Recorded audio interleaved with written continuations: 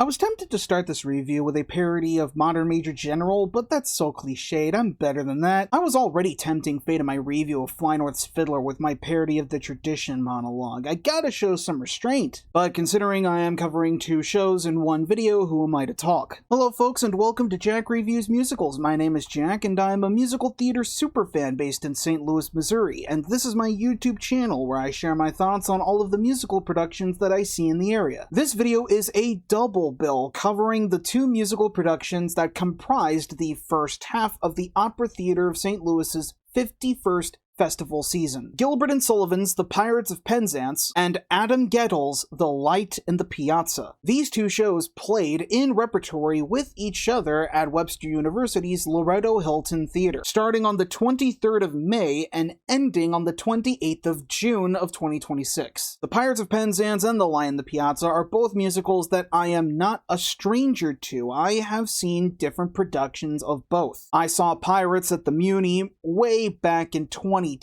when I first started my musical theater fandom journey, and Piazza I caught in 2018 from the Riverside Theater Project, back when they were on the Missouri side of the river. The Opera Theater of St. Louis's productions marks the first time that I have reviewed this company for the channel, because until this point they've stuck to just performing legit opera. What makes their 51st festival season really special is its theme. Shows centered around star-crossed lovers. Pirates and Piazza were two ideal candidates, and the other two legit operas that they did were opera versions of Romeo and Juliet and A Streetcar Named Desire. What makes this combination so fascinating is, even though they are about star-crossed lovers in exotic locales of historical periods, they're totally different from each other. The Pirates of Penzance is an 1870s comic operetta with a libretto by W.S. Gilbert that's a light-hearted swashbuckler with kooky characters. And the score by Arthur Sullivan is stylized and cartoonish to stupid levels of iconic. Lots of wordplay, lots of paradoxes, lots of playful turns of phrase, and lots of hummable tunes that are continuously performed and parodied to this day. There was even a point in time where I tried to do my own version of Modern Major General, but it ended up being futile because I was stymied by the song's pace. I'm the kind of guy who can karaoke The End of the World by REM flawlessly. If Modern Major General can stump me, that's saying something. On the other side of the spectrum, we have The Light in the Piazza, which is a mid-2000s neo-romance. Adam Guettel's score is composed with mostly strings,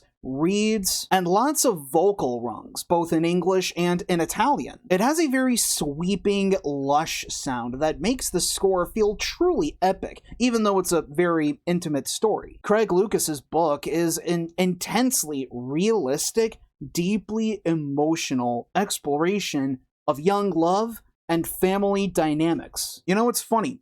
I saw one production of Piazza in a black box theater, and the most recent one in a big space. But with Pirates, I first saw it in the biggest space possible, but the recent one shrank it down smaller. But the effectiveness is still the same. Pirates was the first one that I saw, so let's talk about that first. The story follows a band of pirates in the 1870s in Penzance, a harbor town on the coast of Cornwall, England. When the story begins, they're celebrating the 21st birthday of their youngest crewman, Frederick, who has finally completed his apprenticeship to them. However, Frederick was appointed to them because of a costly mistake made by his nursemaid Ruth, who had accompanied him during his tenure. Ruth mistakenly heard that Frederick should be apprenticed to a pirate instead of a pilot. Realizing this error, Frederick dedicates himself to be an upright citizen, starting by condemning the pirates and ridding the world of piracy. A mission that, in the case of the Pirates of Penzance, is very easy because they are not very smart. They picked the worst possible place to base their operations, a harbor town in Cornwall, one of the most polite regions in all of England, and the crew themselves are polite to the point of being disgusting. For instance, the captain of the crew, the Pirate King, has a strict moral code of never stealing from orphans. Unbeknownst to them, but knownst to us, Once word of that got out, the people of Penzance started taking advantage of their decency, and the pirates have not had a score for some time. So yeah,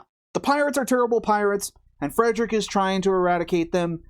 Easier said than done, right? Well, no, their feud is interrupted by the arrival of Major General Stanley, the very model of a modern Major General, whose devotion to Queen and country is equal to his incompetence in the military, not to mention his love for his 12 daughters. While crossing paths with them, Frederick locks eyes with Mabel, Stanley's youngest and most outspoken daughter, and the two of them fall in love at first sight. Aww. Gee, will the pirates and the nobles look past their differences so that the power of love can prevail once and for all? Whatever the case may be, it does indeed involve some wacky shenanigans to get to that point, including the involvement of a bumbling troupe of Keystone Cops. If I had a nickel for every musical that I've reviewed in 2026 that was about class divides and featured a Keystone Cop as a central character, I would have 2 nickels. Which isn't a lot, but it's weird that it happened twice, right? Pirates of Penzance is Gilbert and Sullivan's most popular operetta. It was their first crossover hit in America, and out of the 3 that I have reviewed, it's by far the best. All of the characters are memorable, the situations that they get into are a ton of fun, the story is incredibly creative, and oddly wholesome. And of course it has all of the incredibly catchy Gilbert and Sullivan songs that we know and love. Modern Major General, the theme of the Pirate King, Climbing Over Rocky Mountain, the theme of Stanley's Daughters, and with Cat-Like Tread in Act 2. Pirates is probably the most definitive example of a comic opera in history. It's so over the top in its whimsy, its sweetness, and its romance. Its premise is so unique, and its presence is so forceful that you can't ignore it. At the Opera Theater of St. Louis, under the leadership of director and choreographer Sean Curran, this production definitely leans into the whimsical campiness of the thing that made the final product an enjoyable trifle. The scenic and costume design by James Schutte and the lighting design by Cheyenne Sykes are like straight out of a pirate-themed children's book. The stage has a Victorian gilded proscenium, complete with a relief carving of a Jolly Roger on top, like we've been transported to a theater of the time. The backdrop is bright yellow with blue checkers. The furniture and the props are as cute as a button, most notably the tiny pirate ship that gets wheeled around with gleeful abandon. The costumes are also detailed,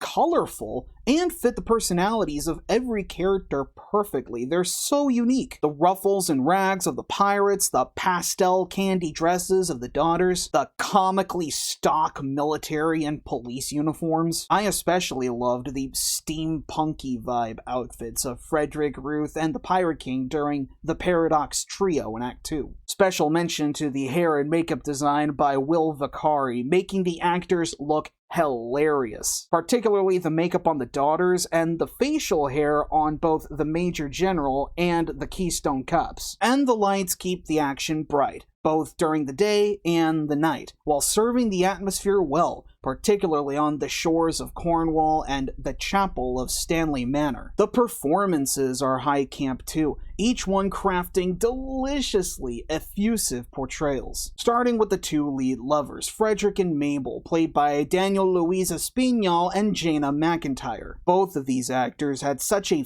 firm grasp of their characters' innocence, naivete, and bewilderment, with passionate, focused performances that were surprisingly funny. Coming from 2 ingenues, you do not expect that. Espinal and McIntyre's excellent sense of comic timing were a major part of making that happen, with Espinal's bewitching tenor that runs as smooth as butter, and McIntyre's coloratura runs that were stunningly beautiful. The two of them blended together perfectly. The same can be said for the older comic duo, the Pirate King and Ruth, played by William Sokoloff and Meredith Arwady. These two made the most of their chemistry together, particularly in the theme of the Pirate King and the Paradox Trio. Both of them gave confident comedic performances, loaded with scenery-chewing silliness that fit the tone of the show perfectly. My favorite is probably the end of Act 1 when Ruth misses the curtain closing and has to find her way off stage. A cute little bit of stage business. And then there's Major General Stanley and the police sergeant, played by Robert Mellon and Shaheem Selvan-Hinant. These two were a blast, playing these incompetent, pretentious servicemen, showing off some impressive comic chops. Mellon delivered a crystal clear rendition of Modern Major General, and Hinant nimbly capered about the stage with his fellow policemen in tow hilariously. There's also some fun turns from Joseph O'Shea as First Mate Samuel, Saneh Aziza Lolo as eldest daughter Edith, Kim Stanish as second eldest Kate, and Xiu Zhou as third eldest Isabel. Everyone in the cast sounds fantastic, thanks to choral director Andrew Whitfield, executing perfect renditions of the choral work present in many of the ensemble numbers, my favorites being Climbing Over Rocky Mountain and With Cat-Like Tread, as well as the finales of both acts. The staging and choreography by Sean Curran was full of energy and precision. Everything was timed to the last detail. My favorites being the individual sight gags and bits of background stage business from the Pirates and the Daughters. The music of this production, and Piazza as well, were performed by members of the St. Louis Symphony Orchestra, with Pirates being conducted by George Manahan. Their rendition of this classic score is absolutely perfect in every way. The score was rollicking and pounding, but also beautiful and even jolly. It's an old school musical comedy, and at Opera Theater of St. Louis, it was done at its absolute best. They were brimming with talent, honoring the show's roots and keeping it nice and fresh for new and younger audiences. Keep an eye out for another production of Pirates sometime, because it is a great show for kids.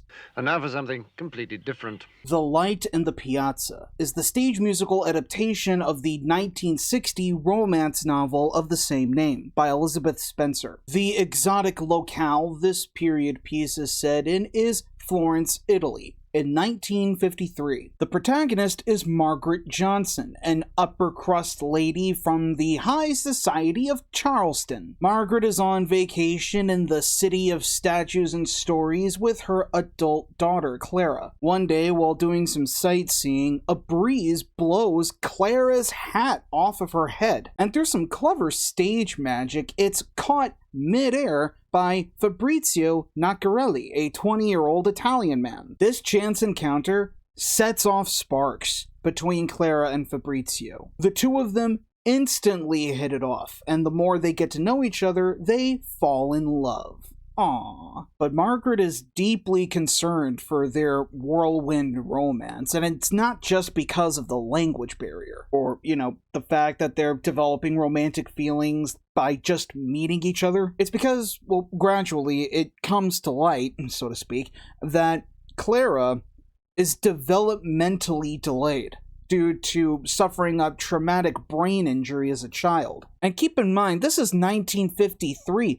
People who have suffered brain damage don't have as much support as they do now. There was no standard vocabulary in place that could help Margaret describe Clara's needs. Margaret is afraid that Clara does not have the awareness or the capacity to realize if Fabrizio is the man she wants to spend the rest of her life with. Margaret's worries become all the more shattering when we discover that she is having her own marital problems with her husband Roy, who is still in the States on business. Not to mention, on the Naccarelli side, there is a lot of familial dysfunction happening, both in their personal drama and also the fact that their tie shop is going through a period of transition. But in the end, it all amounts to a story that's about the transformative power of love. But unlike Pirates, instead of it being filtered through class divides, it's filtered through divides of both culture and also cognitive function. The Light in the Piazza is a much more realistic musical with a much more heavy subject matter. It's a musical about a mother coming to terms with her daughter wanting to be her own person, and the mother wanting the daughter to not lead the miserable life the mother is leading now, all the while overcoming cultural and language barriers in a foreign land. That is compelling drama. I'm someone who can speak with authority on this because I come from a family with a long history of dysfunction, mental illness, developmental disability. I'm autistic myself, and all of the talks, all of the pressures, and all of the fears that the characters go through are properly represented here. The breakdowns that Clara experiences whenever she is overstimulated are so accurate, as well as the manner in which the Naccarellis handle their family drama. One line that really spoke to me was towards the end of the show, where Margaret finally confronts Roy that just because Clara is not normal, that doesn't mean that she's consigned to a life where she's made to accept less because of who she is. Craig Lucas's book is very delicate. It is serious, but it's also very funny at times, and even kind and warm. It's like experiencing a gentle breeze while a hot sun is beating down on you. That's very much what watching The Light in the Piazza feels like. What really sells the romantic intrigue of it all is by far the score by Adam Guettel. His music is gorgeous. The Light in the Piazza is one of the best sounding scores I've ever heard. It's worth mentioning at this point, Adam Guettel, this is the first time I'm reviewing a show from him.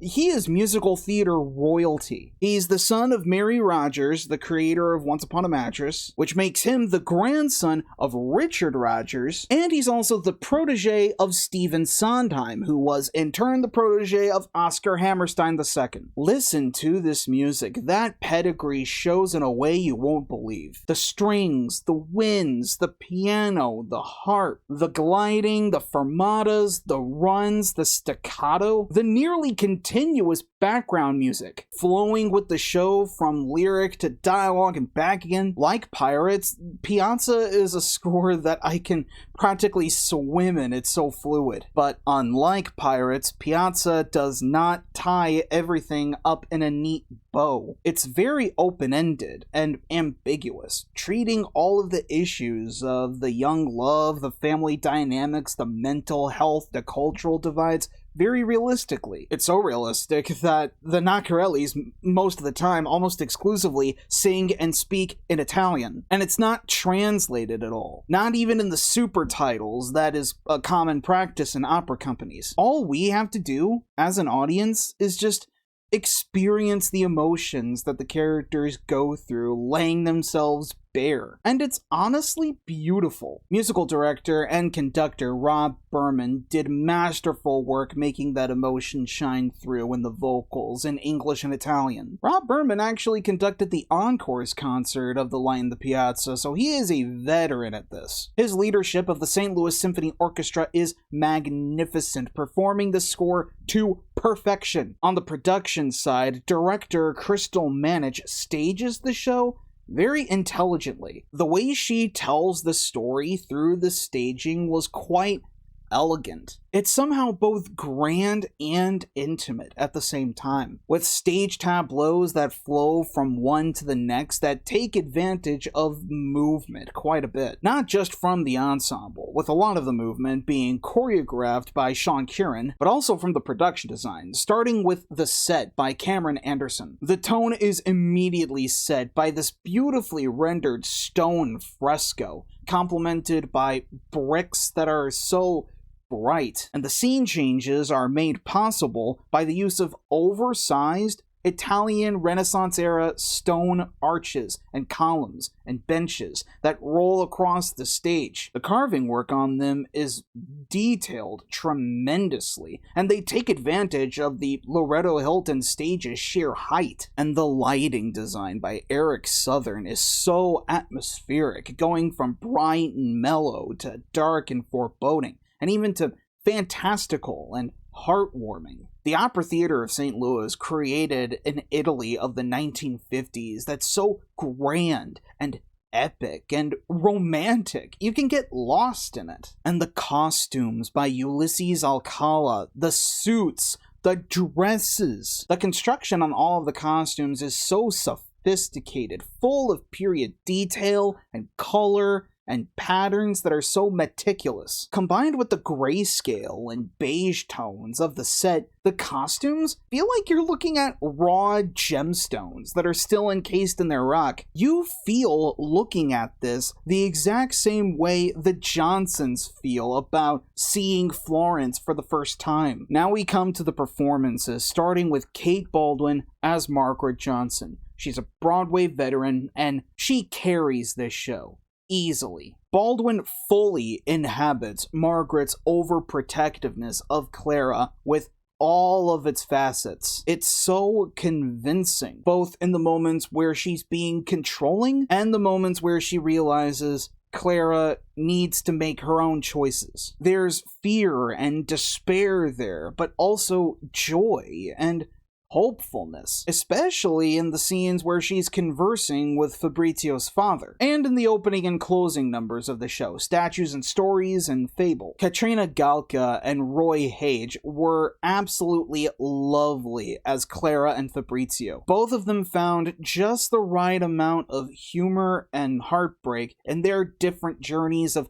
tumbling their way through adulthood. Galka's portrayal of Clara was very respectful and tasteful, especially in the understated realism of her vulnerabilities and even flat-out meltdowns. And Hage gave Fabrizio's social awkwardness a playful air that never made his foreigner as punchline shtick feel cringy. And their chemistry together was so innocent. I could not help but put a smile on my face anytime they made goo-goo eyes at each other. Fabrizio's father, Signor Nacarelli, was played by Broadway veteran Paulo Zott, and he gives a commanding presence on that stage. The scenes when he is conversing with Margaret, he pulls us under his spell and never lets go. Zott gives Signor Nacarelli this confidence and surety that makes him so charismatic and pairs extremely well with Margaret's anxiety as portrayed by Kate Baldwin. Signora Nacarelli is played by Debbie Lennon. She gets a really good feature at the quintet that starts Act 2, where she goes from singing in Italian to English. She gets an opportunity to exude a sly confidence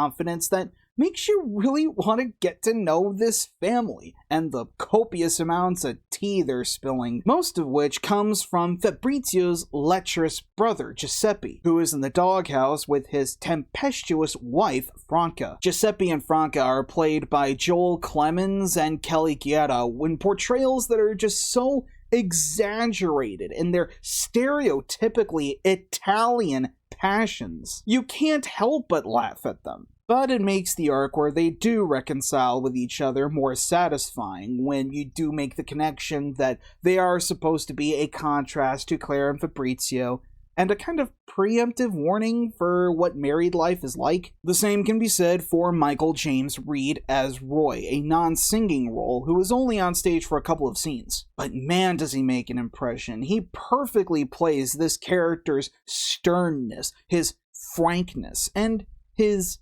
stubbornness. It totally makes it clear why Margaret has the fears that she does for Clara. The Lights in the Piazza is such a good drama. I wish I had more time to analyze it, both shows in fact. I do want to keep seeing more theater companies doing these shows. Honestly, this was a pretty perfect double bill. The contrast between both of these shows is so brilliant. They work together perfectly. It was just too rich to not present and discuss these shows together. Individually, they're fantastic, but back to back and side by side, they're just as good. And the fact that the Opera Theater of St. Louis had the talent that they had to pull it off as well as they did, that experience of seeing those shows was worth it. Did you see either The Pirates of Penzance and or The Lights in the Piazza from the Opera Theater of St. Louis? If so, what did you think about them? Whatever it is, whatever you think, comment below and let me know. If you enjoyed this video, be sure to leave a like and subscribe to the channel so that you don't miss any more musical theater reviews coming soon. Thank you so much for watching, and until next time,